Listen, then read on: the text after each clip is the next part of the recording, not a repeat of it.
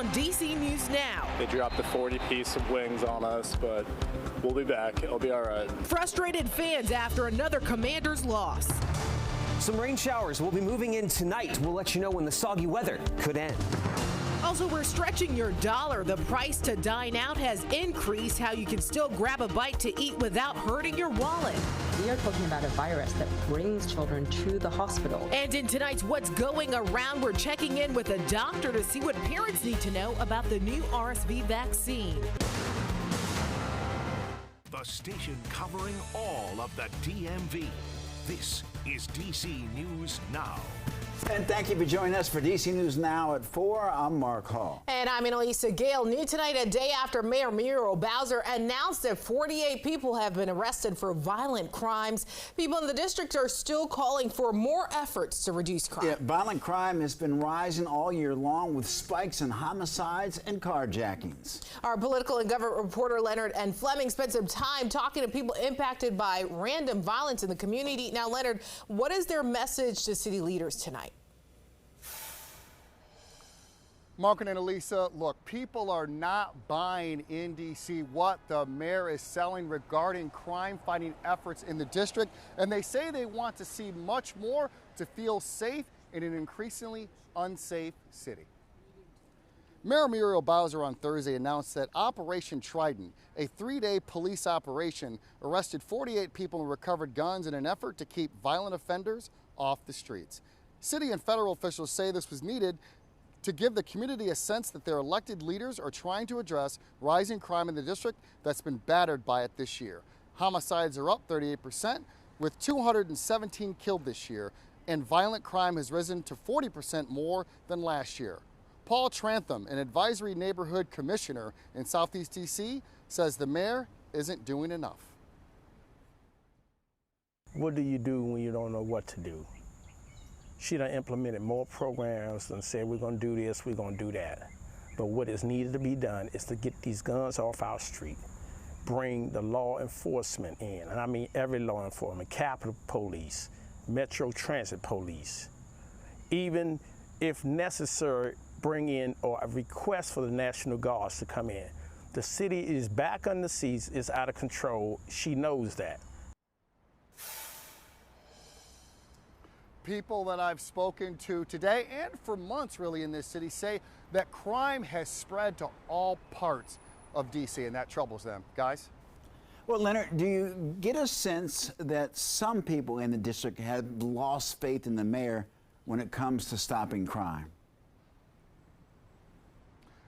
That sentiment is definitely there, and people I talk to about the mayor say they want to see more visibility from her. They want to see this connection to the community that they feel she doesn't have regarding crime. Reporting for the Wilson Building, Leonard and Fleming, DC News Now, back to you.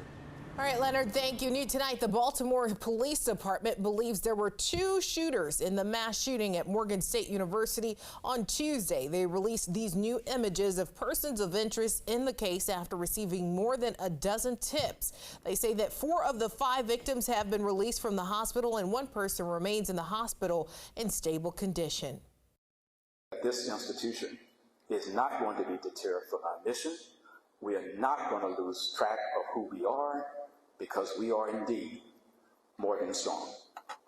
Police are stepping up patrol around the campus. The university will resume classes on Monday after suspending classes for 3 days. A $9,000 reward is being offered for information leading to an arrest. And right now, a Montgomery County Reserve ambulance flipped over earlier today from slick roads. No patients were inside. The ambulance was returning from a nearby hospital. There were 2 workers inside, but no serious injuries were reported. All right, taking a look at the National Cathedral, and we've seen gray, cloudy skies all day. A little bit of a break right there, but for the most part, it's just been an interesting day. Yeah, but nothing too terrible. Walked outside, we were fine, but it's going to be a little change this weekend, Damon. Yeah, the clouds are just the beginning here of that change we're going to have as a cold front works across the DMV. Yeah, these clouds, they're on the leading edge ahead of the cold front, and we did luck out. We had a couple of breaks of sunshine here during the afternoon, not just in and around D.C., but even back toward West Virginia, Western Maryland. Everybody's had some breaks of that sunshine. A couple of showers trying to develop near the Chesapeake Bay. We also have a little bit of rainfall starting to work toward Western Maryland, but despite all the cloudiness, we haven't really had a lot of rainfall to talk about yet, and that's because the cold front has not crossed the entire area just yet. It's making its way slowly east, and once it moves in tonight, we'll see a much better chance for some of that soggy weather. But more importantly, what this front is going to do this weekend, drop those temperatures. Folks, can you spot where the cold front is? Yeah, we have a lot of chilly air, 40s and 50s, working across the Midwest right now, and eventually some of this chilly air is what's going to push our way as we go into Saturday and Sunday. So it started with the clouds increasing today. The next step, we get that rainfall to work in. We'll see some rain showers arrive soon after sunset, starting around 7 to 8 o'clock, and then those showers will continue on and off as we go into the overnight hours. So just how long is it going to stay soggy with some of these showers around? And then when should we expect those temperatures to really start to tumble? We'll have a full look at your forecast coming up in just a bit. All right, Damon, thank you. New details in Virginia. A basketball coach from Fairfax County Public Schools has been charged with embezzling money from a school event. This comes as part of a 3-month investigation by the Special Investigations Unit. 33-year-old Drew Smerdzinski was a high school basketball coach at James Madison. Fairfax County Police say the investigation began after the Human Resources section of the school system reported potential misappropriation of funds. They say that he turned himself in after police obtained a warrant on October 5th. Investigators ask anyone with information on the case to call the Major Crimes Bureau. Their number is on your screen, or call Crime Solvers, where you can remain anonymous. And in the District, a fireworks show led to questions from city leaders last night. We caught the fireworks live from our rooftop camera. Officials say it was a permitted fireworks display, and D.C. Fire and the Coast Guard were aware of it. Many people said they were caught off guard by that display, including the D.C. Council on X, who say they weren't notified beforehand.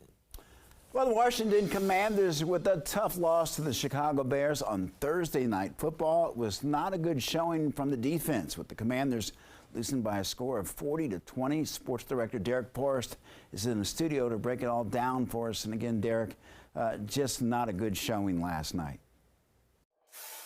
This was a brutal loss for the Washington Commanders. The Chicago Bears had lost 14 straight games dating back to October of last year. This changed last night versus Washington. The defense wasn't good for a third game in a row, giving up a total of 451 yards to the Chicago Bears. And Justin Fields threw for 282 yards and 4 touchdowns, as the Commanders have now lost their third game in a row. We've been terrible, one of the worst in the league, so I'm going to own it. I'm going to look at what I'm not doing right, and I'm going to be better, and we need every single player to do that. So it doesn't matter what your intentions are, it's what you put out there on the field. So I know we don't have a lazy bunch. I know we don't have a non-intense group of guys, but that showing is not reflective of us, but that's who we are. Like, we put that on tape. And regardless, they say about our defense, any defense you just got to stop fast. We ain't do that.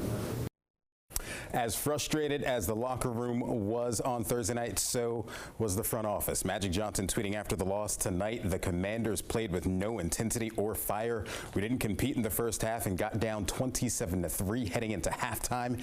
It was too big of a hole to climb out of, and that is why we ended up losing 40-20. In the studio, Derek Forrest, DC News Now.